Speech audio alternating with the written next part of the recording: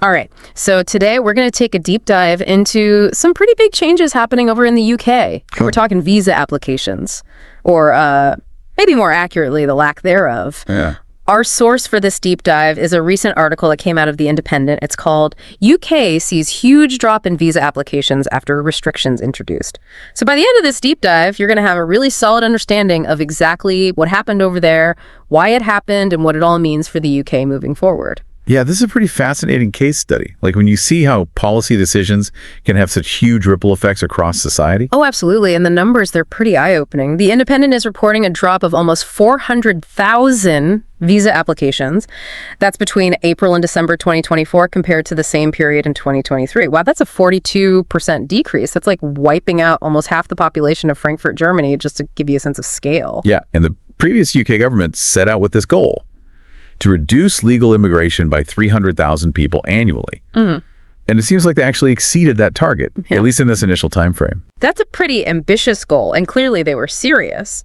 But who exactly felt the impact of these changes the most? So the biggest impact was felt by two groups in particular: overseas students and foreign care workers.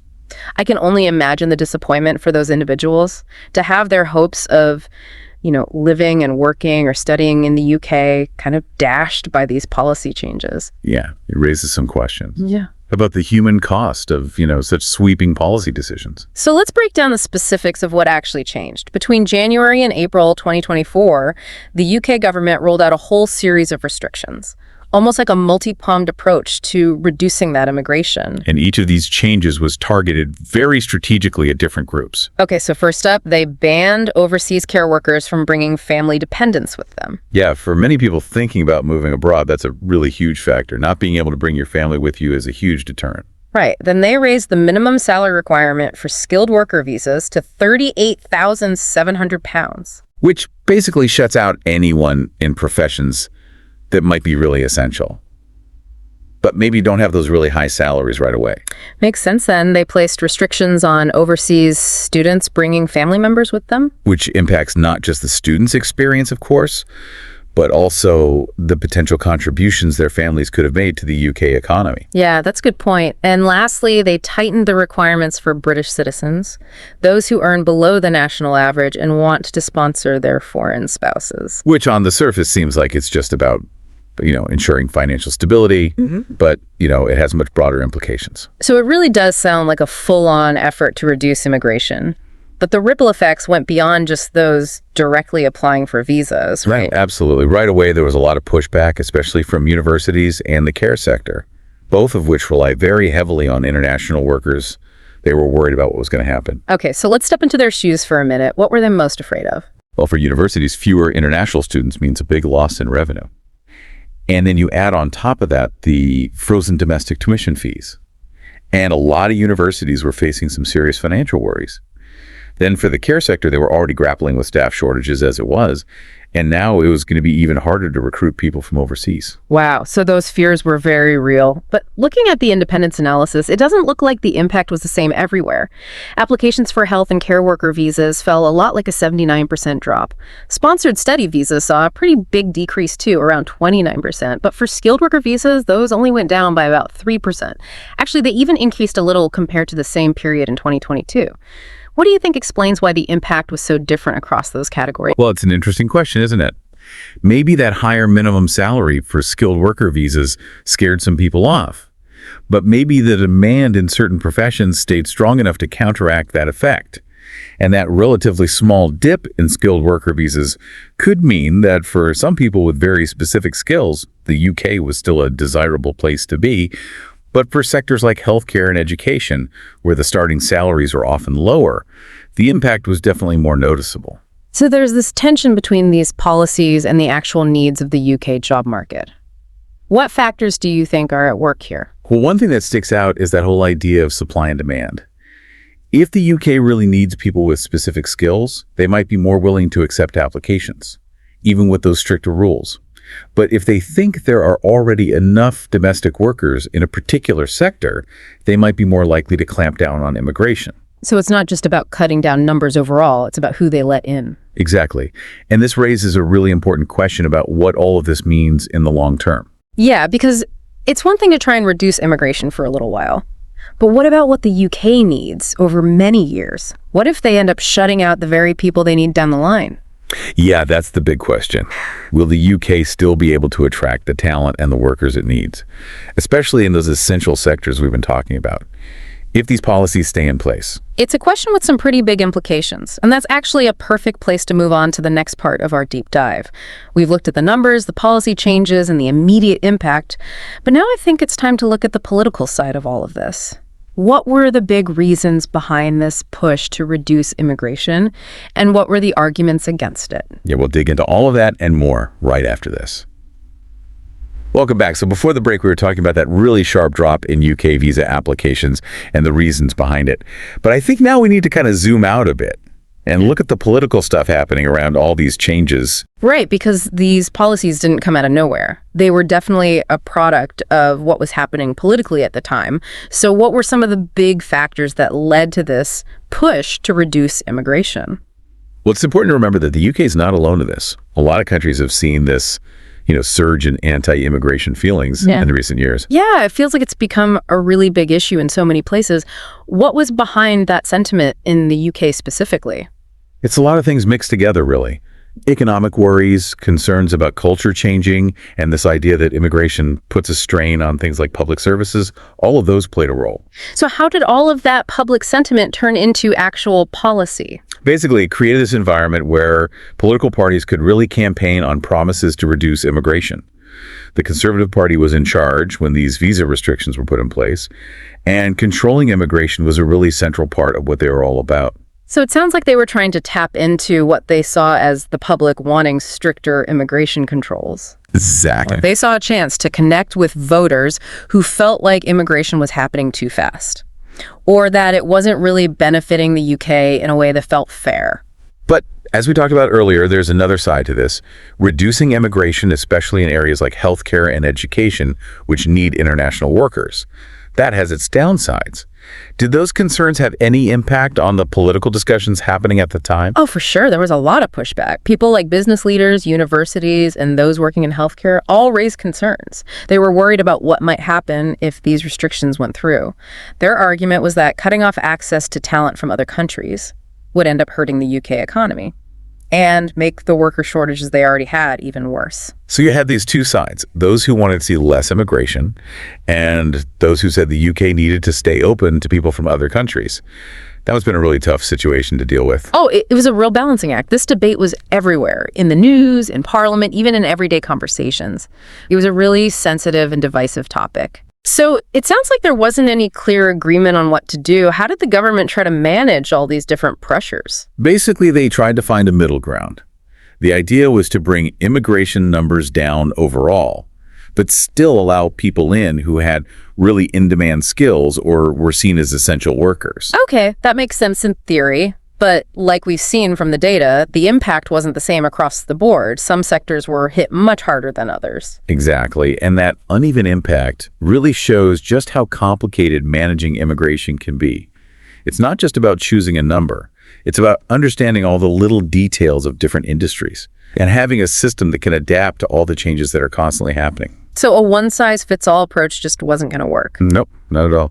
The UK's experience here shows that even when you make policies with good intentions, there can be consequences you didn't expect. Yeah, it's a good reminder to be careful. Politically speaking, have things calmed down at all on this issue?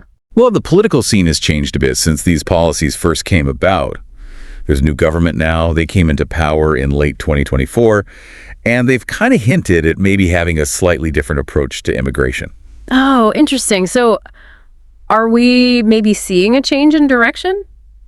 It's possible. They've said they know that certain sectors need international workers, and they've even suggested they might ease up on some of the restrictions.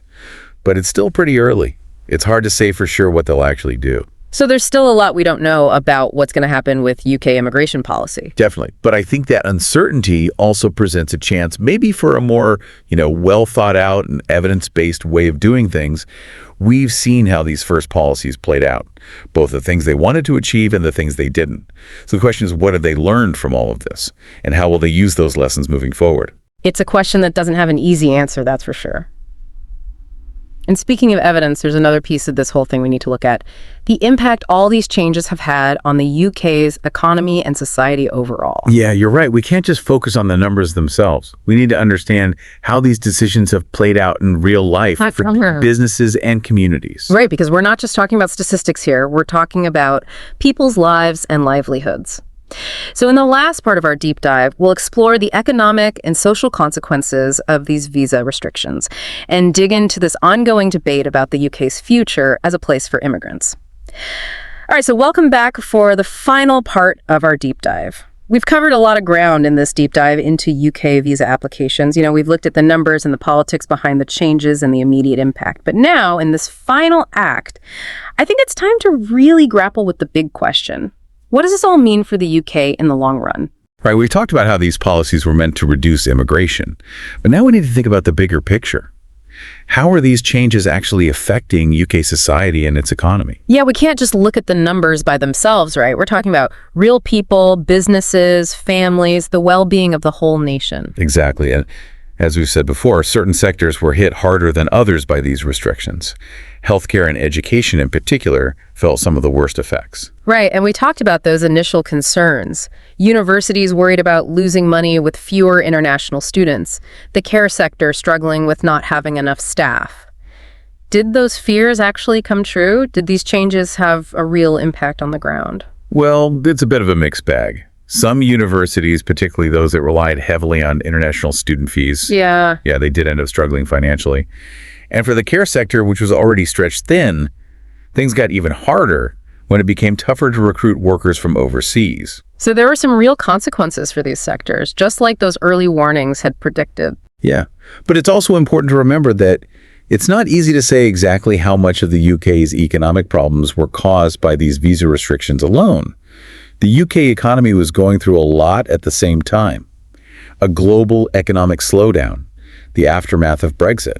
It's complicated. Right, so maybe these visa restrictions weren't the only factor, just one part of a larger issue. Exactly, it was probably a combination of several things. But we can't ignore the fact that these restrictions added to the challenges for some sectors. Okay, so what about the social side of things? How have these changes affected the makeup of UK society? That's a really tough question. On one hand, reducing immigration was something that a part of the population really wanted. They felt like it was putting a strain on resources and changing their communities too quickly. Yeah, we talked about that rise in anti-immigration sentiment earlier. Do you think these new policies did anything to address those concerns? It's hard to say for sure. People's opinions on immigration are complex. They're influenced by all sorts of different things. Some people might have felt like the government was finally listening to them and taking action, while others might have thought the restrictions were too much, or that they didn't really address the root causes of their worries. So it's not as simple as saying one thing directly caused another. Right. There are a lot of nuances at play, and it's important to remember that reducing immigration can have its own downsides too. The UK has always benefited from the diversity and the skills that immigrants bring. If they restrict immigration too much, it could lead to a less dynamic, less interesting, and less innovative society. So it seems like finding that balance is key. Attracting the talent the UK needs, but also addressing the worries of those who are concerned about immigration levels. Exactly. That's the balancing act that policymakers are trying to manage. There's no perfect solution. Any approach will likely involve some give and take. So looking back at everything we've discussed, what's the main takeaway from all of this? Well, the UK's attempt to reduce immigration through these visa restrictions has had what kind of a mixed bag of results. They did reduce the numbers, but not without some unexpected consequences, especially for those key sectors we've talked about, and for the overall makeup of UK society. It sounds like a bit of a cautionary tale about how complicated immigration policy can be. It is, and it shows how important it is to have a more thoughtful and evidence-based approach, one that takes into account both the economic and the social effects of these kinds of decisions. So where do things go from here? What's next for the UK? That's the million-dollar question. The new government has suggested they might change course a bit, but we don't know any details yet. One thing's for sure, though, the debate about immigration in the UK is far from over. And how that conversation goes will have a huge impact on the UK's future. Absolutely will they find that sweet spot. Balancing the need for skilled workers with the concerns about immigration levels. Will they embrace the diversity that immigrants bring? Or will they take a more closed-off approach? These are big questions that will shape the UK for years to come. It definitely leaves us with a lot to think about. As we wrap up this deep dive, I'd like to ask you, our listeners, a question. How do you think the UK should handle these challenges? What kind of immigration policy do you think would work best for the nation and its people? It's not an easy question to answer. But by having thoughtful and informed discussions, like the one we've had today, we can help create a future where immigration is managed in a way that benefits both the UK and those who choose to make it their home. Thank you so much for joining us on this deep dive. We'll see you next time.